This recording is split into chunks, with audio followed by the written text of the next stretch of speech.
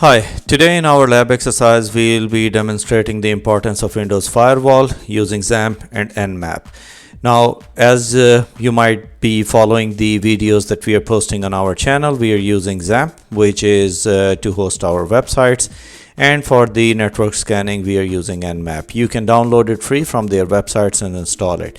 So after completing this lab, the exercise will actually aim to demonstrate the critical role of Windows Firewall in protecting the services hosted on a Windows machine, which could be a web server. In our case, we are using XAMPP, which is hosting a Apache server on our network. Now, then we'll use Nmap for the network scanning to observe how firewall rules can effectively block or allow the traffic on a web server.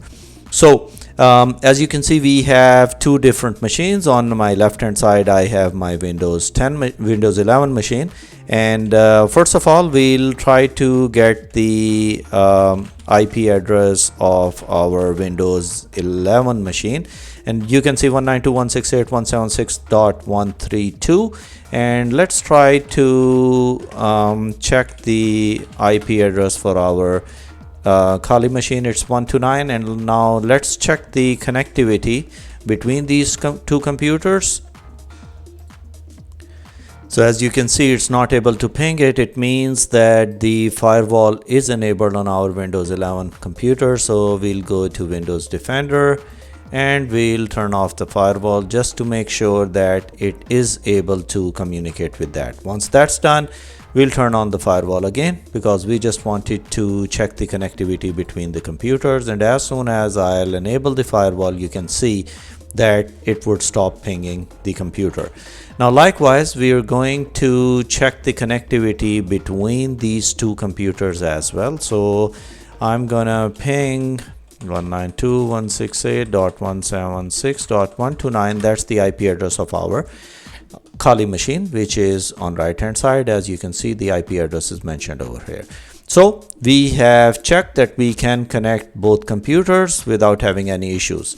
The other thing is that we'll have to run our XAMPP on which we are hosting our website, and if we'll start it, you can see that it is actually first of all, firewall would ask you that would you like to allow the access to your firewall. You'll press allow, and now it can show you that it's running on port 80 and 443. So if you'd like to see it on our Windows on our Kali box, and if I'll try to enter the IP address 192.168.132/default.html, I can access it over here.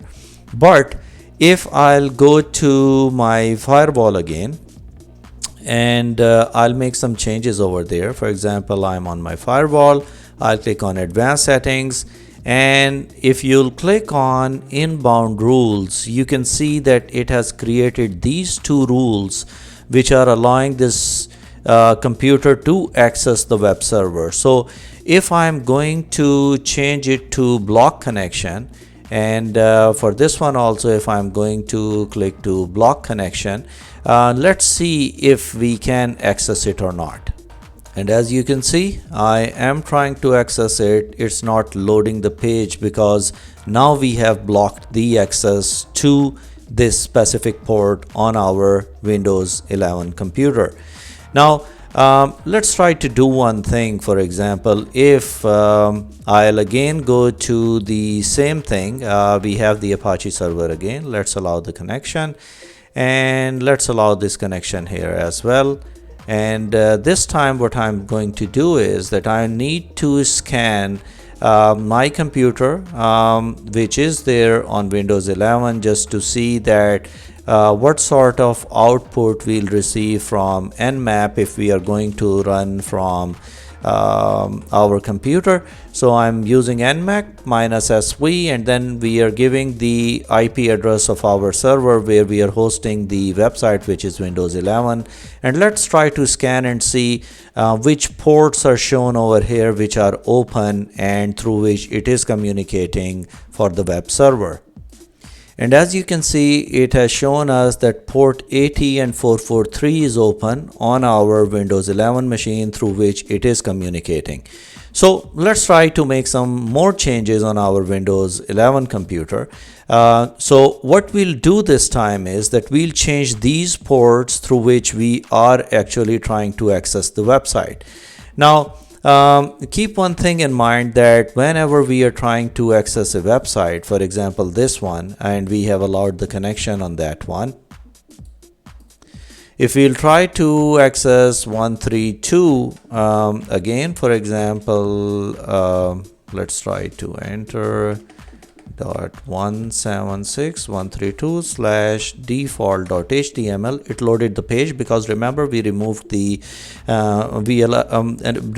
blocking that it should not block port 80.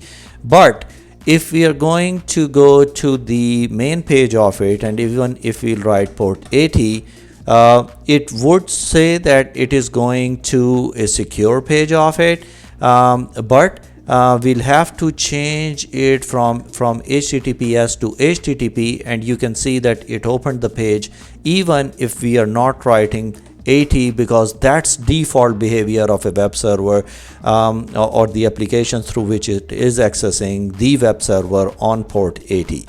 So I'm going to change that now. I'm going to change these ports on this one so that we can communicate on our server on a different port. So in order to do that, I'll click on config and I'll go to HTTPD on our XAMPP server, and let's maximize it, and we'll have to change the port, which is listening port here, from 80 to let's have 8888 over here. And we'll have to change another setting in this one. So wherever it is showing port 80, we can change it to something else. So we change 180. This is just the comment of it. We can change this one to 8888, and then I'll find another one, and server name localhost from 80 to 8888. So we don't have any other available on this one, so we'll save it and then we'll close the page. Now you'll see that once I'll start my Apache server, it's gonna show port 8888. So let's try to close this page and let's try to open our browser again. And we'll try to access the website as we were accessing it, like 192.168.176.132/default.html, and let's try to clear it from the cache and try to load it without the cache, as it's refreshing now and it's not picking it from the cache. Initially it loaded the page because it was there in the memory of it and it tried to show the same page. But if we are trying to access it again, let's try to open it another tab over here, 132, and try to enter.